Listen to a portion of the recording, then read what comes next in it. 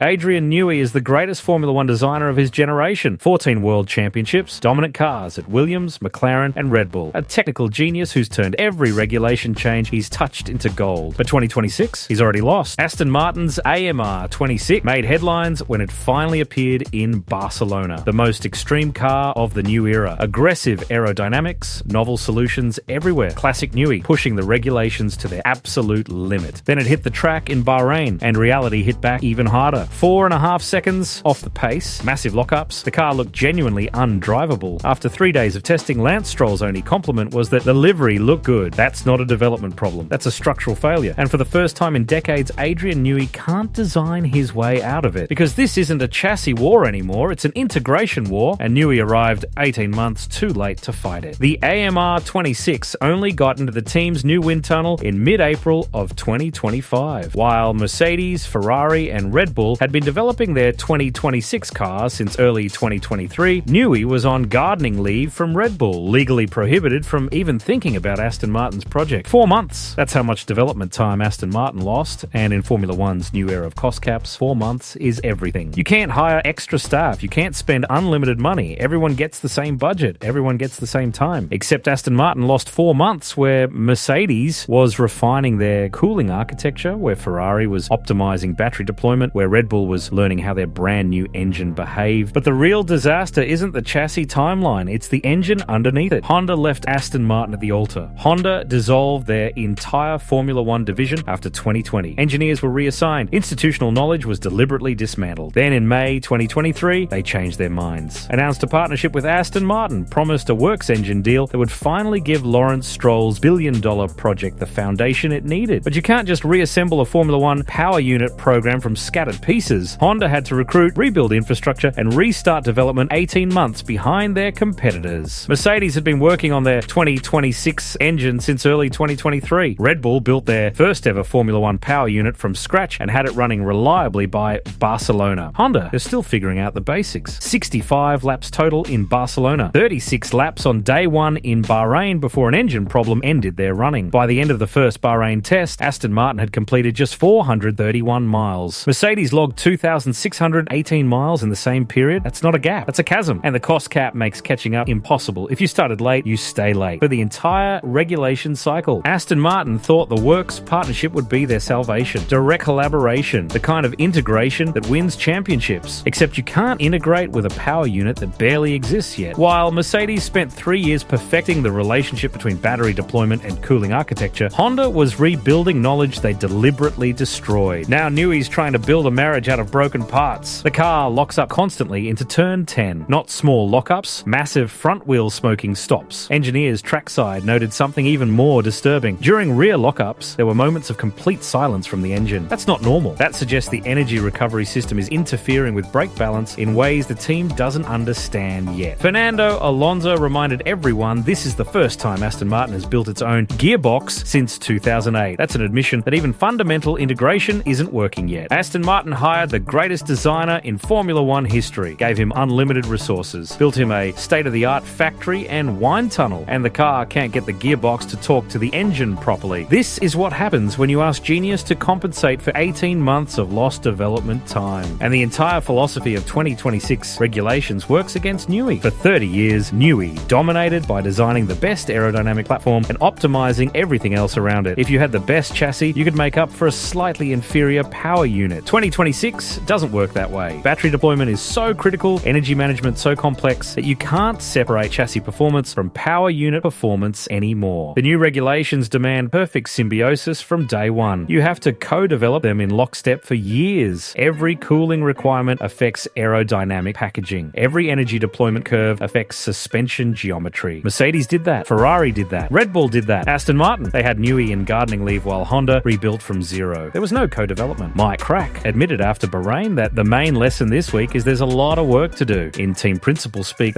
we're in serious trouble. Pedro de la Rosa didn't dispute Stroll's claim that the team is 4 to 5 seconds off the pace. In modern Formula One, being 5 seconds off means fighting just to make the 107% qualifying cutoff. And the timeline makes fixing it impossible. Once manufacturers decide on a design change, it takes up to 6 months to produce parts, validate them, and bring them to the racetrack. That's mid-season at best. And by then, Mercedes and Ferrari will have developed even further ahead. prepared. This is why Alonso's message at the Aston Martin launch was so carefully worded. He talked about playing the long game, about how the first few races won't define the season. That's not confidence, that's damage control. Alonso spent years at McLaren with terrible Honda engines, and now, a decade later, he's back in exactly the same situation. Honda isn't ready, the integration isn't there, and no amount of genius can compensate for missing 18 months of co-development. The truly damning evidence is the mileage. Even Williams, who missed the entire Barcelona test, ended up ahead of Aston Martin in total mileage. Williams, they outran Aston Martin. That's not a development issue, that's a crisis. And Lawrence Stroll can't buy his way out of it. He's already spent hundreds of millions on the factory, hundreds of millions on the wind tunnel, millions on hiring Newey and other big names, but he couldn't buy the one thing that mattered: time. Time for Honda to rebuild properly. Time for Newey to develop the chassis in parallel with power unit development. Time for integration to evolve naturally, instead of being forced 18 months too late. In Formula One's new era of cost caps, time is the only currency that matters. You're locked into the schedule you started with. Aston Martin started late, and they're going to finish late. Because even if Aston Martin fixes the reliability, even if Honda catches up, even if Newey perfects the chassis, they're still fighting a battle that was lost before it began. The 2026 regulations aren't designed for late entries. They're designed for teams that spent 3 years co-developing every system. Mercedes knew exactly how much cooling their power unit would need. Ferrari understood their energy deployment curves. Red Bull built their gearbox around aggressive energy recovery. These were the results of years of parallel development. Aston Martin got none of that. Newey designed the most extreme chassis he could imagine, and then Honda handed him a power unit that wasn't ready to be integrated with it. The AMR 26 probably is an excellent chassis design, but none of that matters when the engine can't deliver consistent performance, when integration is 18 months behind, when basic reliability is still a question mark and the first race is 4 weeks away. 2026 was supposed to be Newey's masterpiece, the ultimate validation that even in his 60s, he's still the best. Instead, it might be the first time a regulation change proves that even genius has its limits. Because Aston Martin didn't just need a great designer, they needed time. 3 years of it. Time to build the relationship between chassis and power unit teams. They got 4 months less than everyone else. And in Formula One, 4 months might as well be 4 years. The engine war was over before Newey ever got started. Honda's late restart guaranteed that. The cost cap made catching up impossible, and Bahrain testing confirmed what the timeline already made inevitable. Lawrence Stroll's billion-dollar project is about to spend another year fighting for scraps. Fernando Alonso is going to waste another season hoping development can save a fundamentally compromised package, and Adrian Newey's going to learn the hardest lesson of his legendary career. In 2026, genius isn't enough. Time was always the real currency, and Aston Martin ran out of it before the first lap was ever turned.